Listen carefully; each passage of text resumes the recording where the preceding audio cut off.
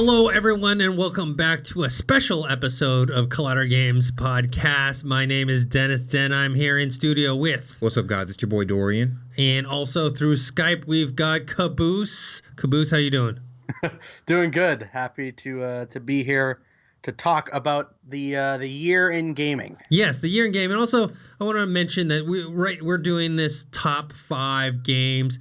Listen, these are our top 5 favorite games, our personal lists. Obviously, This isn't like some sort of like comprehensive, like, every single person played every single game that ever came out in 2018, and therefore they, have decided. It's not like we're saying this is objectively the best 5 games. Yes, no, these are our personal top 5 favorite games of the year for whatever reason. They can be, could be anything where, you like a certain game better because of X or Y or Z, or, So, as we get started, we're only doing the top 5. And the way that we're doing it, and this is something borrowed from John Roca and Matt Nost's top 10 show, where we're going to count back from 5 to 1, and we'll take turns. But if someone has a game, like a certain game, hypothetically, if a Halo game came out this year, if I had Halo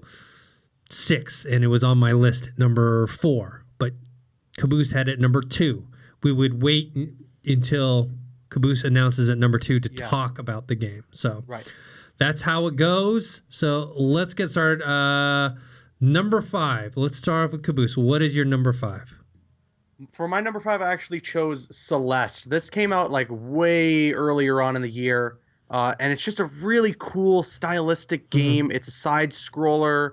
It's got amazing visuals, and like when you start playing it, you're hooked. Like you are immediately hooked to this game. It's one of the only indie games that got nominated. I think it is the only indie game that got nominated for Game of the Year at the Game Awards. So if that really doesn't explain to you all the hype around this game and why it is one of the best of the year, I really don't know what else to say. It's just a great looking game. And it kind of brings you back to the old school style of gaming, but it's also not like it doesn't feel dated. It still feels like it was made today. So that's my number 5. I really was surprised by it. Yeah, I heard about this game. I haven't played it yet. It's a side scroller, you said? A 2D side scroller, and it's available both on Xbox One and PS4? I believe so. Okay. I'll have to check. I'd have to double check on, but I believe so. I believe it is available for both. Okay. And is it difficult? I notice a lot of retro style games that are like 2D side scrollers, whether they're platformers or shooters, are extremely hard. Yeah. Oh, it's all so just to confirm, by the way, it's on the Xbox One, the PlayStation 4, and it's on the Switch. Okay. It's it's difficult. People talk about Cuphead being super, super hard. Yeah, I don't know if it's. It depends on you. It depends on how much time you're willing to put in the game. It's all a player by player thing. But all I know is just like I said, when you start playing it, you will immediately become hooked to it, and it definitely deserves its Game of the Year nomination. Okay, Dorian, what about number 5 for you? So before I get started, I know there's been a recurring joke that I haven't played Red Dead yet, so that's the reason why it's not going to be on my list, because I don't have it. But I'm getting it. By the time you're watching this, I will have had it and have been playing it, so my list everything could be notched down one. You never know. But I haven't played God of War, and people got on my case about that. I will eventually play it. Same with Spider-Man. I've played Spider-Man. I just haven't played enough of it to say, I can give you, this is my favorite game of the year. But eventually I will play both of those games. So my number 5 is Hitman 2. And the reason why is just because I played it. We had to review it earlier, and I don't know when I'll actually get to reviewing it, but I really enjoyed the gameplay I got to do just because I wasn't too familiar with the first Hitman, and so just getting thrown into this. And me and Caboose already talked about it. We are not the best at stealth games, especially. I'm terrible at that. So just going around and trying to adapt to it was challenging at first, but it was challenging in a rewarding way. Going going about it, having to find sneaky ways to kill people, and just doing all of that. So I really enjoyed that because there were options for you to go back and do missions and do things from the first game. So like me, if you just got this game and the second one you're picking up from there, you can go back, explore what happened in the past and all the missions, and then go on into where you're at now, and you get to do like train and to become a super spy and all that. So that's why it's my number 5, just because it's got a great checkpoint system, and I think the fun about Hitman games in general is just even after you've got the kill and you've done everything successfully, you can go back and replay it, either to kill the person in a different way, to maybe kind of fine tune the way you did everything. Maybe you messed up a little bit here, you messed up a little bit there, and it's just there's like a million ways that you can play one mission, and there are like plenty of missions, so there's a lot of content there, even if the story isn't necessarily like 10 hours long. So I can see why it's on your list. And also just I don't know if you've made it that far, but it's just when you do kill somebody and have to hide their body or disguise or something like that. There's so many times that I got caught, and like Caboose said, there's a million ways you can go about killing or doing one mission. So that's really what I really enjoyed about the game. All right. So number 5 for me, I told you guys mine is a kind of a cheat here. So it's not so much a game. It's more of, and I'll mention some games within that context. It's the first year that I actually understood the appeal and drawn into VR. Okay. Virtual reality. So like for me, number 5 is VR. I'll talk about the Rick and Morty VR game. It was actually came out in 2017. To be fair, they did have a port that came to PlayStation 4 in April 2018, so I guess it counts as a 2018 game if you're playing on the PS4. But it's on HTC Vive, Oculus Rift. I'm a huge Rick and Morty fan. The humor of the game comes through in it. They have the Rick and Morty, and your character, basically you're a clone, just doing work for Rick and Morty in their garage. But it's like a puzzle game, right? And playing that game, I kind of understood. I mean, I understood the appeal of VR, or the immersiveness of VR, but in that sense, it was just a fun game to play and to see how VR helped this particular type of game. And we also, and I know Dorian did this with me, is we did the Ralph Breaks VR, which is the Wreck-It Ralph 2 game, which this one you can't play at home. You got to go to the Void and experience that. That's like a different level of VR, right? If we see now, I want to put VR on my list because did all the same cool, like that was the Ralph Breaks the Internet. That was probably one of the funnest things VR related I've ever done. It took me to, like you said, it took us to a whole new world that I would have never imagined. I think there's like 6 or 7 locations across the United States, but I would definitely say if you have one in your area, it'll change your life when it comes to VR. Yeah, they have a Star Wars game as well, and which I think we're actually going to do next month. I think we're getting, if I'm not mistaken, Sam Witwer from and have him go through with some of our Jedi Council people. But that experience was a lot of fun. You put it on the backpack or the vest, you get feedback, you actually get guns that you use. Like, it's crazy. And the tracking on the hands and being able to walk into that space, that's like the future of VR. I was not a fan of when the first time they shocked us, so that really caught me off guard. I was like, it didn't like hurt or anything. It was just like, what's going on? But that was a cool little interactive thing to put in there, just to let you know what you're doing wrong and stuff. Yeah, and then also we ourselves are working on the Twin Peaks VR game, which will come out next year, and it's been a lot of fun working on that game and seeing how VR works in that space. And so so VR is my number 5, with the caveat of these 3 things that I got to play around with. Did you ever do Beat Saber? No, I did not. I watched you guys play it. It's like Guitar Hero, right? Yeah, basically, but with lightsaber. Yeah. Basically, that's on my VR. If I had a VR on my list, that would be the top one. That's my funnest game. Like if you on the Collider Games channel, there's a video of the whole Collider team doing it, and then there's a separate one of me doing Gundam style, right, like singing along with the lyrics and doing it. So go check that out if you haven't already. Yeah. All right. Number 4, Caboose. What's your number 4? My number 4, I am going to pick Assassin's Creed Odyssey. Okay. We talked about this on the podcast, which is, I guess, that was technically last week, right? Although, the way that we're filming this.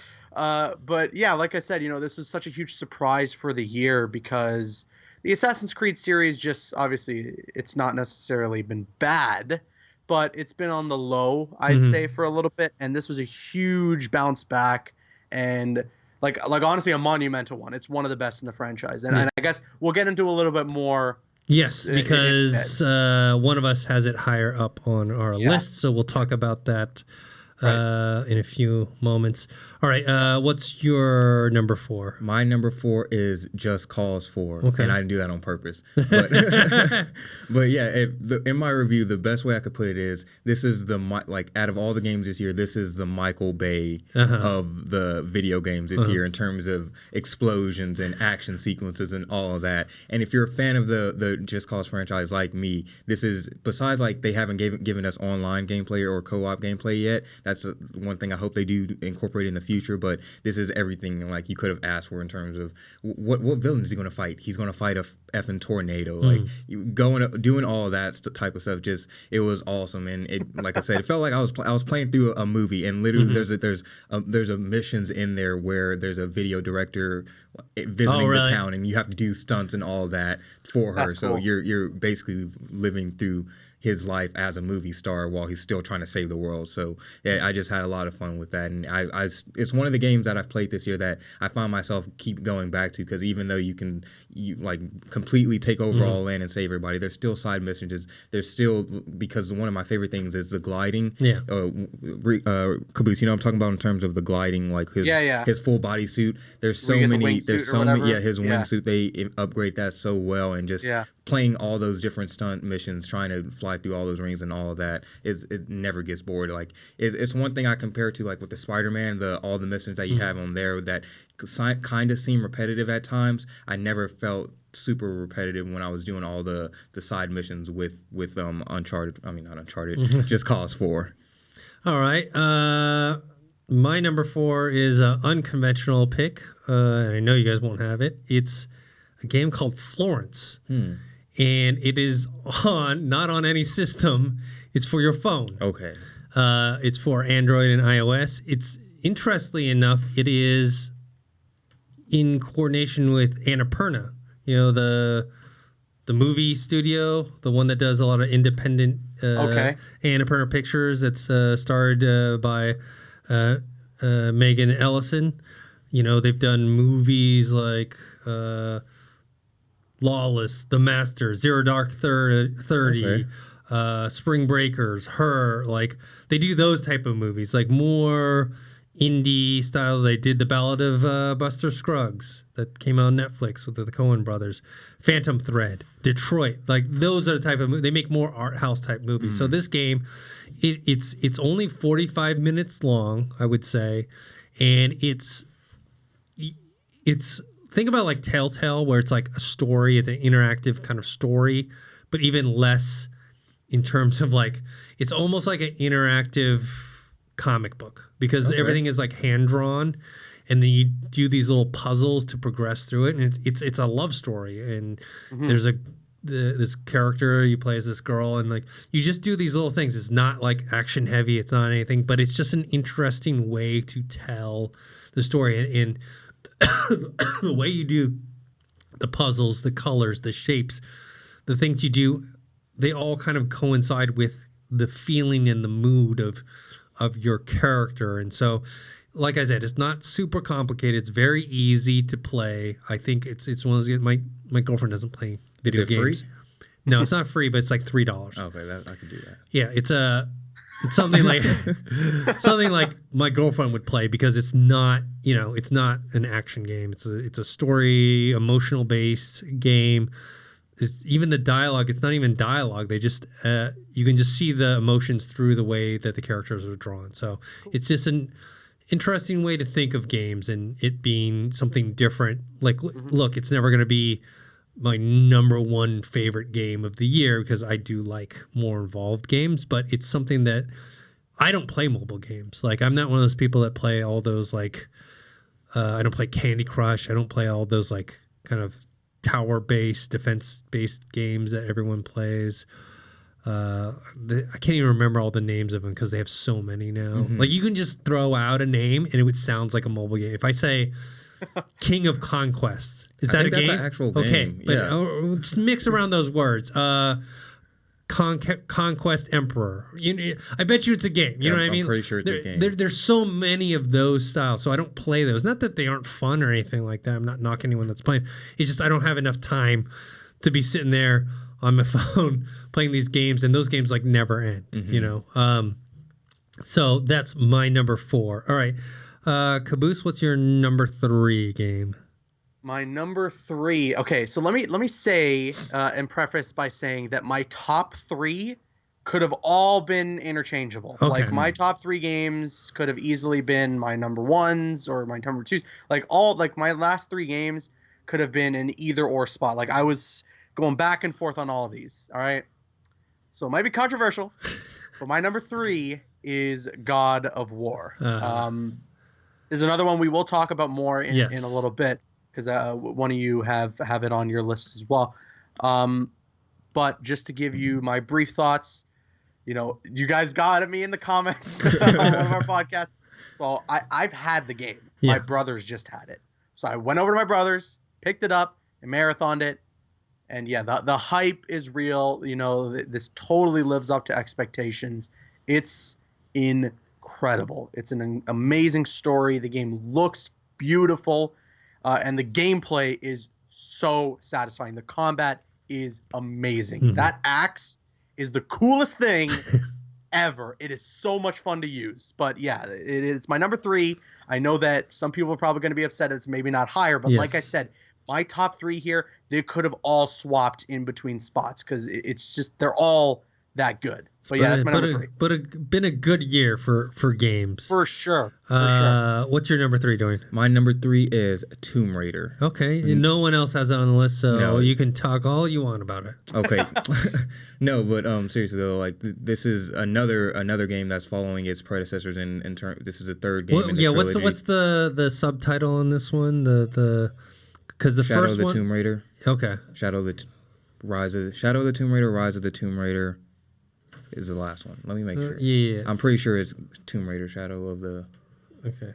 Because there was the first reboot one back in, I think, 2012? Yes, it is Shadow of the Tomb Raider. Okay.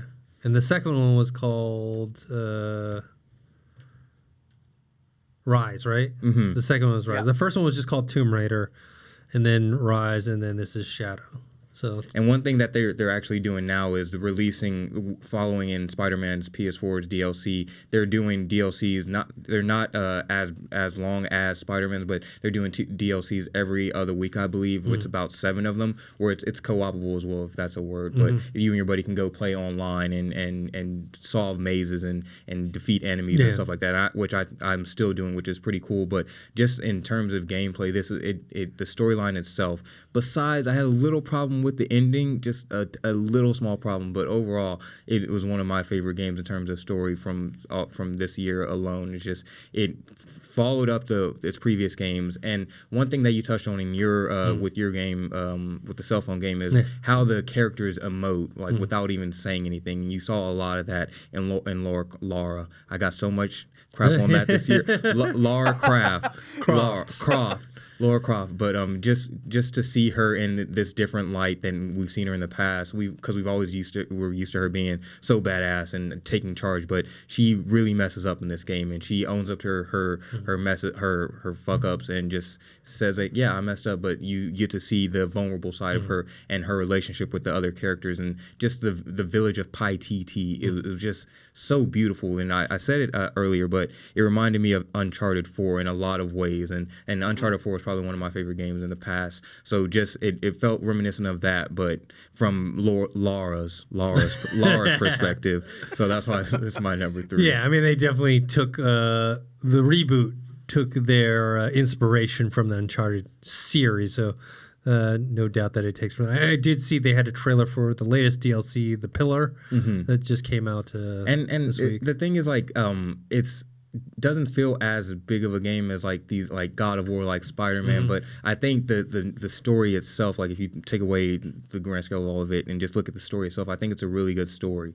So that's why it's my number 3. Okay. My number 3 is EA's UFC 3. I know you're a big UFC fan. Yes, I'm a big UFC fan.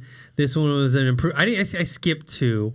I got the first game, and then this one just looked a lot better. And so I can't say between 2 to 3, but I know from 1 to 3, definitely the gameplay mechanics have improved a lot. The graphics look great. I mean, that's what happens when you have a game that's only 2 characters, right? You can make the modeling of them really good because you put all the graphics power into their animation and then their look and everything. The game looks fantastic. It plays great. I do have a little gripe with them is that when you first got the game, if you kind of did like bobbing and weaving your character, there was like no stamina drain whatsoever. So you could make every character, like super elusive and not get hit. And it was a lot of fun. Then they corrected that, but they overboarded it. Like they did it overboard because like, I understand like you can't have your character do that the whole time because not everyone has that much energy. Yeah. But then now they make it like if you do it just a little bit, he's all tired. Yeah, your character's like super tired. Like it's like, come on, man. So I think there should be a middle ground. But other than that, they have like, fantastic gameplay mechanics. Graphics are great. They have a ton of characters, and they keep releasing new characters for free. You just download them. And they have whether they're old archived characters like, that aren't in the UFC anymore. Like they had Kimbo Slice was like they even had Dana White as a character. But those are all free. They keep you playing. I just think it's a fun game. Jack plays it. Jack Hind here, he plays that game.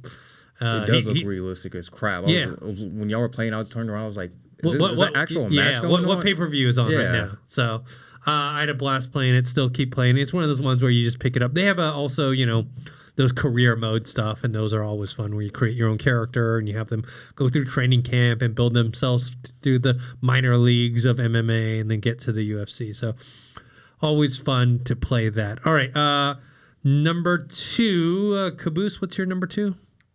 So my number 2, and this is probably going to cause even more controversy after having God of War at my number 3. Yeah. But I'm going to choose Spider-Man, Marvel's Spider-Man on the PS4. And I will be completely honest. It's because I'm a comic book guy. Yeah. I love my comic books. Spider-Man, although he's not my favorite comic book character, I consider Spider-Man to be the greatest character in comic books ever created. And this was a super well put together game. This totally understands who the character and what the idea of the character of Spider-Man is to its core. And Insomniac, they did a fantastic job with the story of the game. A lot of twists and turns. It's so much fun to play. Spider-Man, it's like I could swing around the city for hours. I just started jumping back into it because of the latest DLC. And for the last 2 days, like I haven't been able to put down my controller. And I beat the DLC like earlier in the first day that it came out, and I still just I love playing through it. Photo mode is so much fun to play with. There are a million features in this game, and there's so much packed into this game outside of the DLC that is worth every penny. And it's amazing. It is incredible, and I'm very happy with it. It completely exceeded all the expectations that I had, all the hype that I had for this game because I've been following it, and covering it and looking at every tiny little detail since the moment that it was even rumored to be a thing. So, to think that my expectations were probably as high as they could possibly be for Spider-Man PS4 to be good, and it completely surpassed them. This was everything I wanted out of a Spider-Man game. It's the best Spider-Man game we've ever gotten, and it's definitely up there in the upper echelon of just comic book games we've gotten. So I loved it. All right. That's my, and that was like Caboose. You gave my like whole speech for because that was my number one. Our lists are like pretty much the same, but but I'll just piggyback off of like what you said. Just even though it is my number one, I love this game so much, from them including Miles to just the storyline itself. And we both said that, I think, in when we sat down for that spoiler-ish review, is that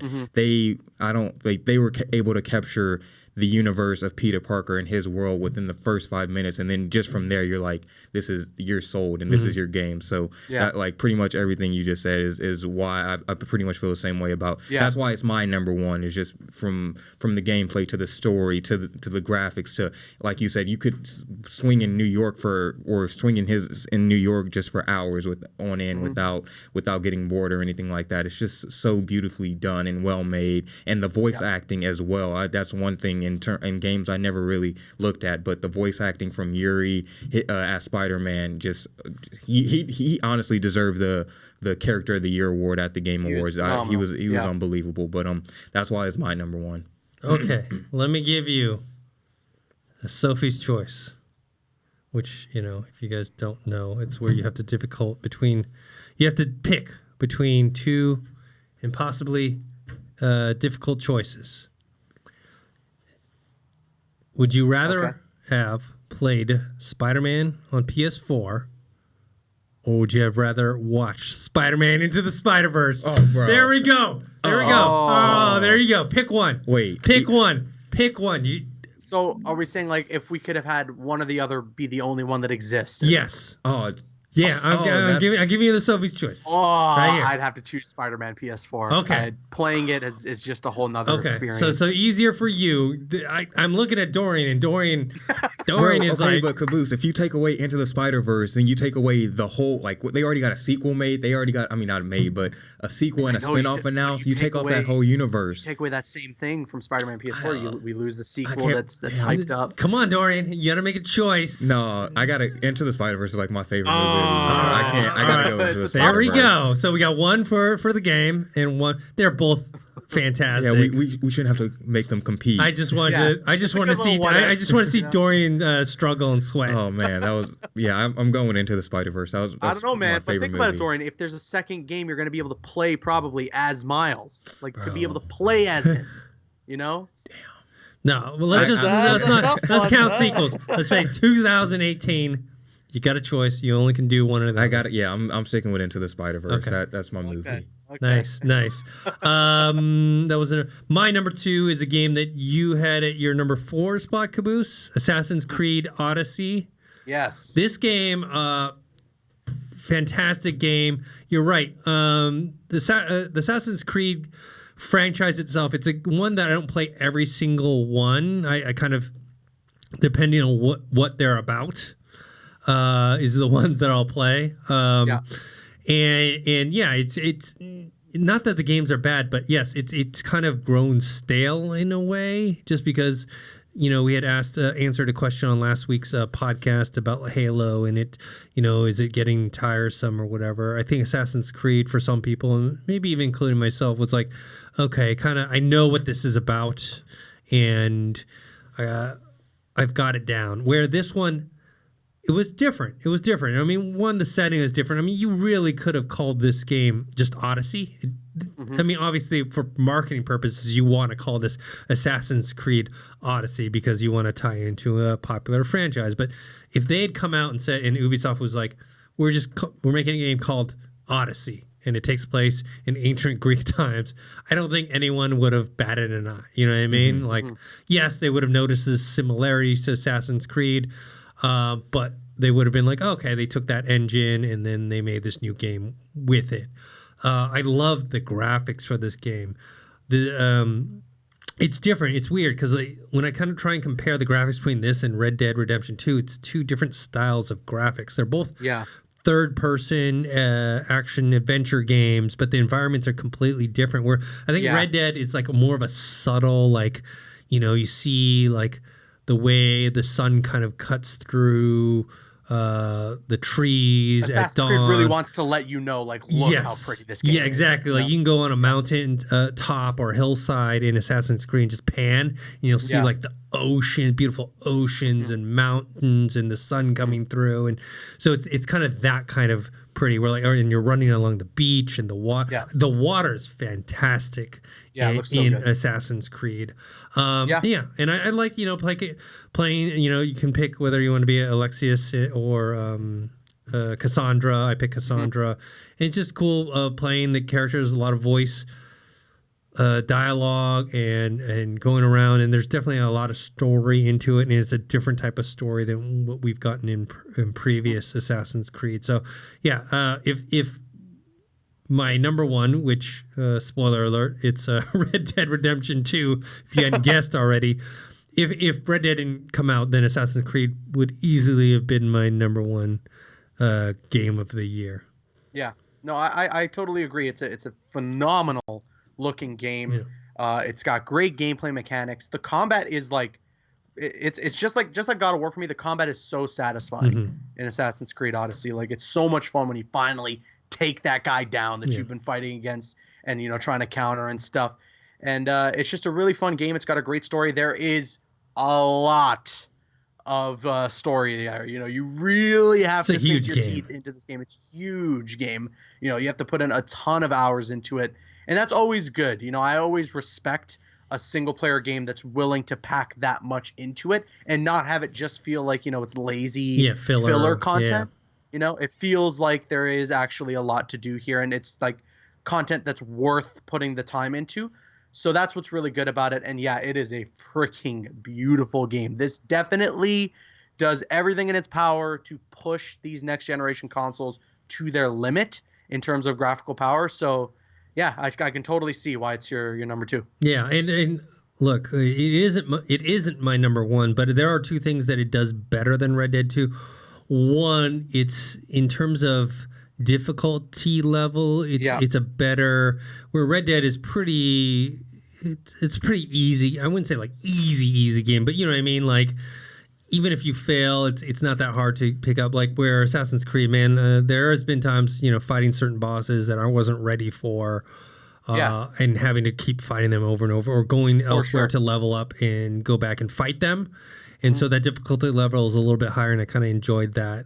It's a little more challenging. I don't like super challenging where it's like I want to throw the controller, break my TV.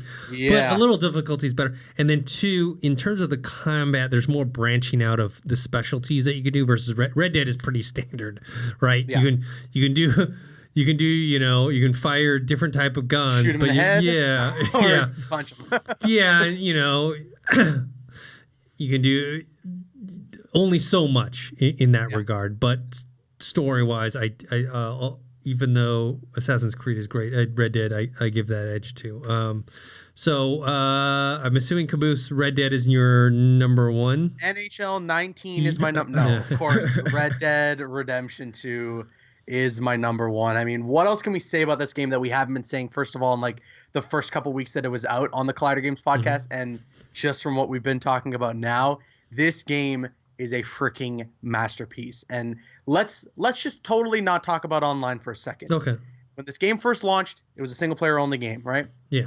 This is one of the most well-written stories for any game I've ever played. It features probably my favorite protagonist in all of games that I've played. Damn. And it is just such a well-fleshed out story. And it's a prequel. It's a prequel to Red Dead 1. So you'll go in with the idea, especially if you played Red Dead Redemption 1, knowing where some of these characters end up anyways. But still, you'll play through it, and when it starts, you're like, oh man, I love Dutch. He's such a cool guy. Even though he is the main, like one of the main villains of the second or of the first game, I guess you could say.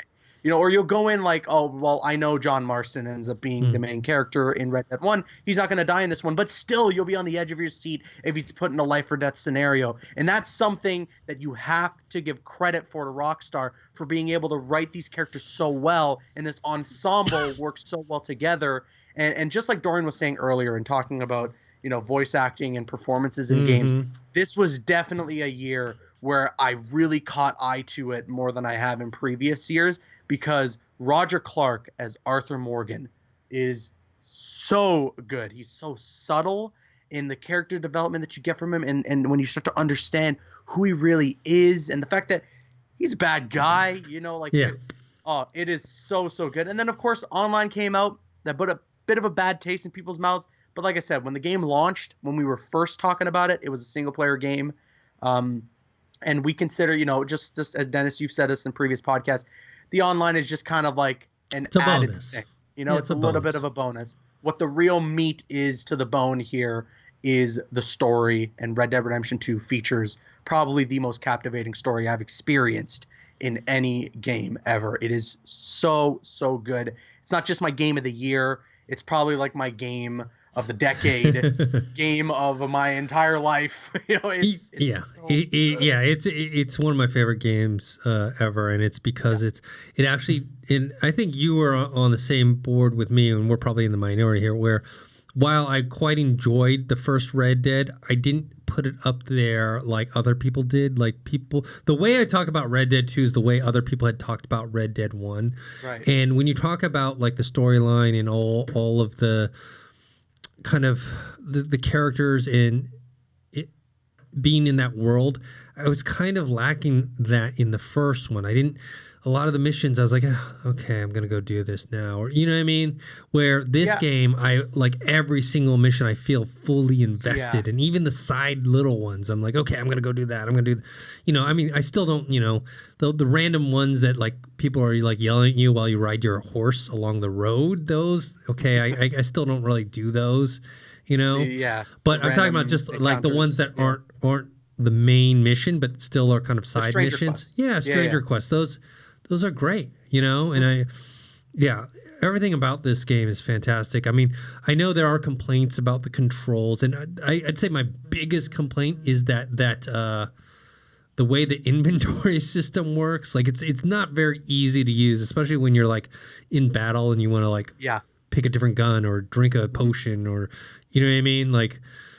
It's a pain in the ass to use. The controls are definitely wonky, but I feel like for every complaint that I'd have about Red Dead 2, I'd have like 10 things to praise about it, So it all comes down to the fact that the good outweighs the bad, and it doesn't just sort of outweigh the bad, like tenfold the good outweighs the bad. And it's right off the bat too. Yeah. Like I remember like it took me a little longer to get into the first Red Dead game. This one is like from the moment it starts, it's like, okay, I know what kind of game I'm in for, and I know what kind of characters I'm in for, and the whole world. And I definitely, starting off in that snow area, just the sound design is fantastic on it as well. So good. Yeah. Caboose, I even love too. Like there'll be times if you're like the sound design with the guns as well. You'll hear that kind of classic bullet bounce from Western movies that you would hear normally too.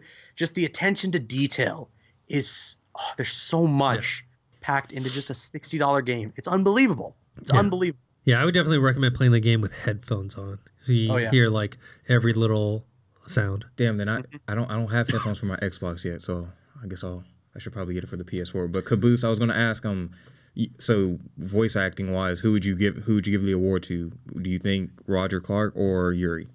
I was really going back and forth on it, but at the end, I would have given it to Yuri Lowenthal, and I would have given it to spoiler alert for anyone who hasn't played through the main story of Spider-Man PS4. I would have given it to Yuri solely for the scene when Aunt May dies, because I have never truly believed a video game character to be basically like I was watching a movie than that scene. I was fully in it. I was like I was almost coming to tears myself. That was one of the best performances I've seen in a game, so I would have given it to Yuri.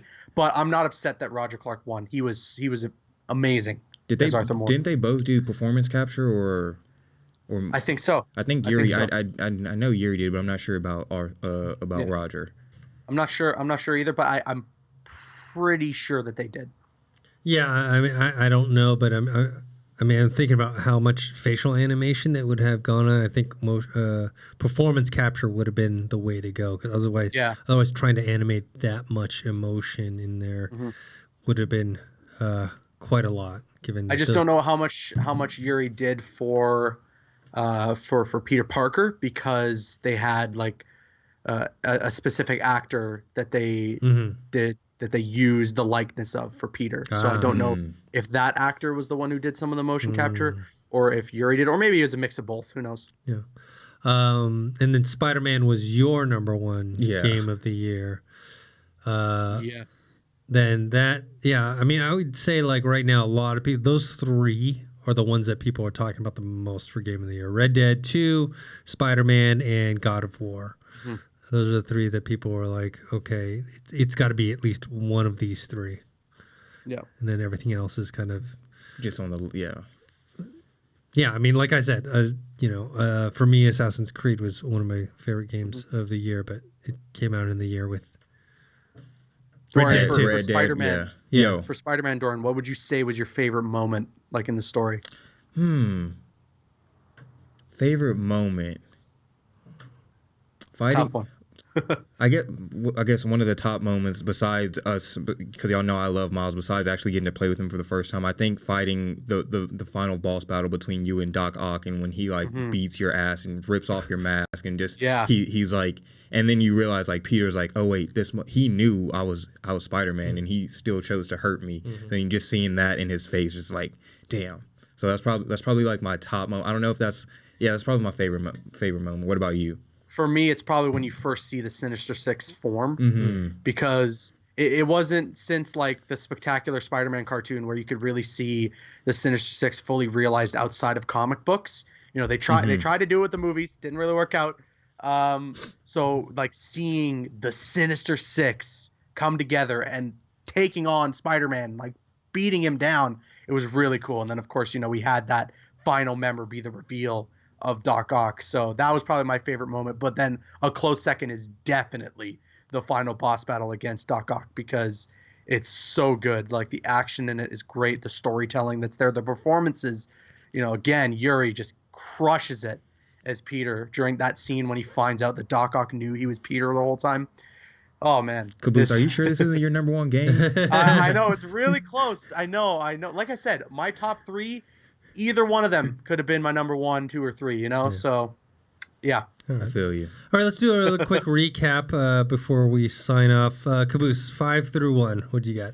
Yeah, so at number 5, I got Celeste. Number 4, we got Assassin's Creed Odyssey. 3, we have God of War. Number 2 is Spider-Man. And then number 1, Red Dead Redemption 2. Dorian? For me, number 5, Hitman 2. Number 4, Just Cause 4. Number 3, Tomb Raider Shadow of the Tomb Raider.